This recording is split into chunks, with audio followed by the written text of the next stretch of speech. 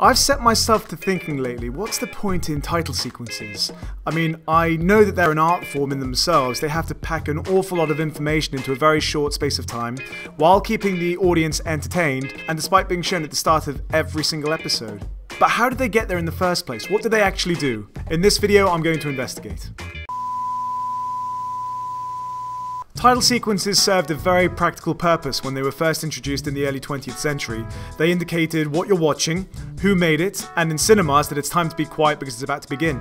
With time, audiences started to expect title sequences, and with ever-advancing technology, they could become more visually impressive and actually become part of the story themselves.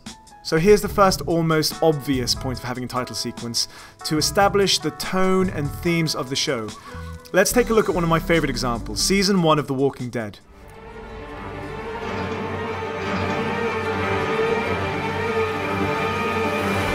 In this 33-second sequence, we learn an awful lot about the show. Themes of chaos, panic, and isolation are suggested through the editing, the sound, pretty much everything. Look at the pace. Shots last about half a second to a second each, but cuts are so rhythmical, it almost feels like it's hard to keep up with the 14 credits displayed. This frantic editing style is already creating a sense of unease in the audience. It's sort of uncomfortable that it doesn't linger long enough on one shot to fully digest it. This is amplified by the brilliant soundtrack, which is equally frantic. The strings play a fast-paced, repetitive phrase. It sounds persistent, unstoppable, almost like the walkers in the show itself. This builds and builds until we get this amazing descending note on what sounds like an electric guitar.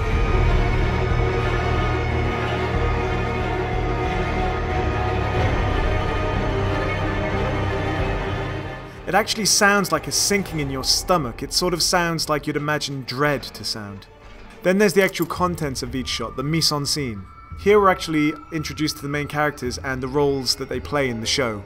Rick, the protagonist, appears in a newspaper, presumably a very celebrated lawman to have been featured so prominently for having been shot. It's clear we're meant to identify with him as the lead. He's clean-shaven, signifying that he's disciplined, and he's looking ahead of the camera to something we can't see. He's focused on what is ahead, the future, and he has a plan. It's a pose you often see political leaders photographed in for the same reason. This is followed by his deputy, Shane, although he appears in a shattered picture. His expression is severe, looking directly at the camera, almost defensively, and he's less well-groomed than Rick. We're meant to feel unsure of him, even if we don't find out why until mid-season. And finally we see Rick's wife, looking happy but in a similarly shattered frame. This shared characteristic could hint at their affair, or perhaps the guilt that she feels because of the affair. And then there's the movement in each shot, almost panning to the right. It's almost as if we're scanning the empty horizon for survivors, but there's not one to be seen. The world in which this show is set is devoid of life. By doing this, they're anchoring the audience, telling them a little bit more about the world that we're entering for the next hour or so. Obviously, this is just one example of how titles can be used to set the tone. Here are a couple of examples which literally tell the audience the premise of the show with a voiceover. He awoke to find himself trapped in the past, facing mirror images that were not his own. When I was a child, I saw my mother killed by something impossible. My father went to prison for her murder. The next purpose of a title sequence I want to talk about is its ability to hook the audience. As far back as the 60s America, there's been a growing need to compete with each other to win the audience. This is even truer today with thousands of channels and big streaming services dominating the entertainment industry. These streaming providers are actually becoming really big producers in their own right, and they need to fight for viewers, because if the show you're watching doesn't grab your attention in the first 5 minutes, there's loads of stuff to see elsewhere. And so, we have the title sequence as a narrative hook to grab the audience in the first few minutes, then hopefully for the duration of the program, and then the series. I think the best proof of this use for a title sequence comes from the very short but very effective Lost. This sequence is only 11 seconds, and actually features no credits. In this case, it seems like the only reason it's there is to enable the narrative hook. Here it is in action.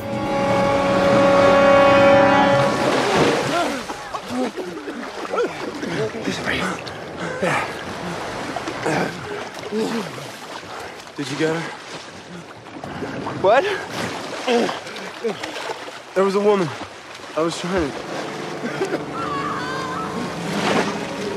Oh, we gotta go back.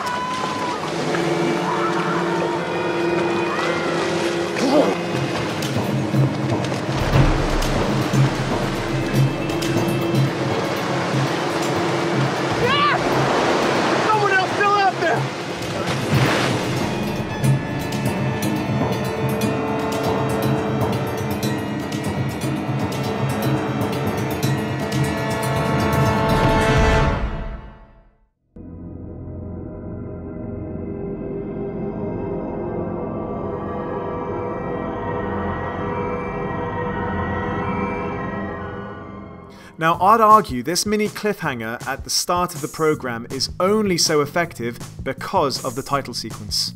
Okay, you could start the episode with the characters in peril, but the physical barrier of having a title sequence, albeit for a brief 30 seconds or so, leaves us hanging with a holy crap moment for just long enough for the audience to become invested. There are variations on how the hook can be used. Some programs like to flash forward, creating an enigma for the audience to ponder how did they get there. Sometimes they may act as a recap of the previous episode, and the title sequence is more of a barrier to transition the full episode. Either way, the opening titles is a narrative device, rather than simply a way of displaying credits. And finally, I think title sequence in all of their repetitiveness are simply there to engrave themselves on the audience's mind. Think of your favourite show and the effect of just hearing the tune or seeing the logo can have on you. This is almost reminiscent of brand advertising, where a visual or audio cue triggers a pleasurable response in us.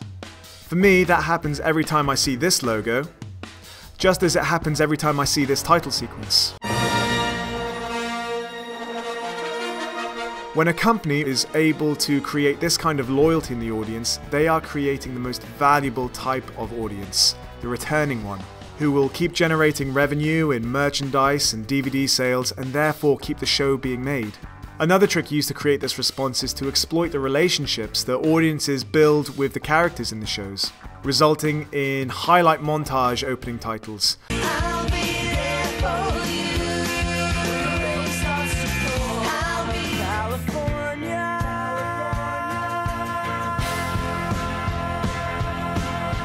Here, settling down to watch a show isn't just killing time, it's spending time with people you value. So there you have it, those are a few of my thoughts on why we have title sequences. I really love title sequences, I've shown you a few of my favourites. Please feel free to comment below and say what your favourite title sequence is and why. Thanks for watching, and I'll see you next time.